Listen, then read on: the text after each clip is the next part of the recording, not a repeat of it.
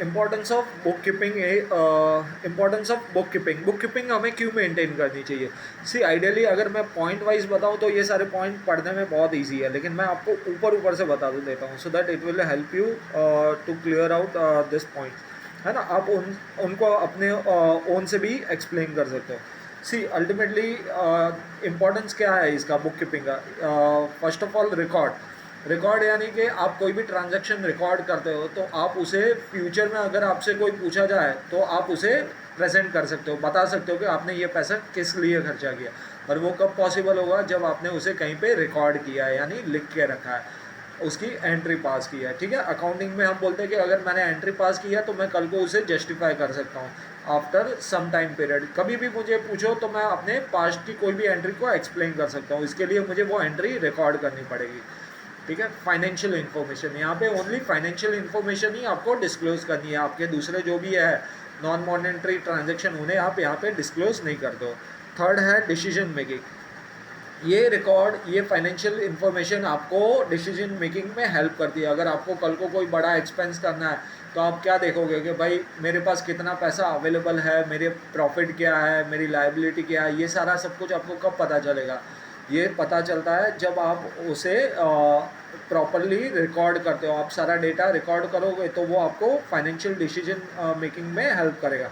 Controlling, अगर कोई खर्चा ज़्यादा हो रहा है, अनवांटेड एक्सपेंस हो रहा है, अगर आपको लॉस बेयर कर रहे हो, आपके लाइबिलिटीज़ बढ़ रहे हैं, अनवांटेड लाइबिलिटीज़ बढ़ रहे हैं, तो इन सारी चीज़ों पे कंट्रोलिंग आएगी। अगर आपने सारी चीज़ें प्रॉपरली रिकॉर्ड की है, आपने बुक कीपिंग मेंटेन की है, तो कंट्रोलिंग में वो आपको हेल्प करेगा।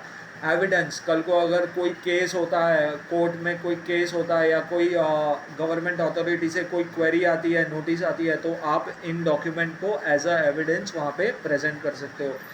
कंपैरिजन, अगर 2 साल के बीच में कंपैरिजन करना है, 2 मंथ के बीच में कंपैरिजन करना है, तो ये आपको हेल्प करेगा अगर आपने सही तरीके से बुक कीपिंग मेंटेन की है। टैक्स लायबिलिटी कैलकुलेट करने में ये आपकी हेल्प करेगी। अगर आपने प्रॉपरली डेटा मेंटेन किया, अगर properly books of accounts maintain किया है, तो ये आपको आपकी टैक्स लायबिलिटी फाइंड आउट करने में भी हेल्प करेगी।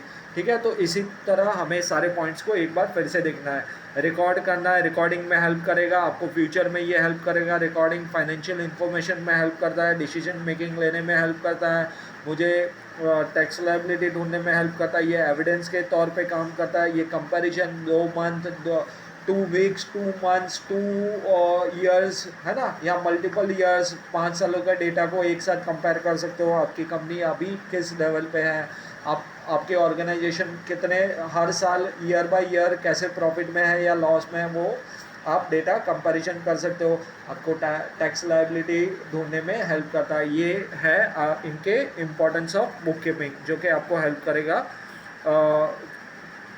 बुक कीपिंग के इम्पोर्टेंस जानने में। ठीक है, अगर आपको ऐसे ही बहुत सारे अकाउंटिंग रिलेटेड वीडियोस देखने हैं तो आप मेरी चैनल को सब्सक्राइब भी कर सकते हो। Thank you.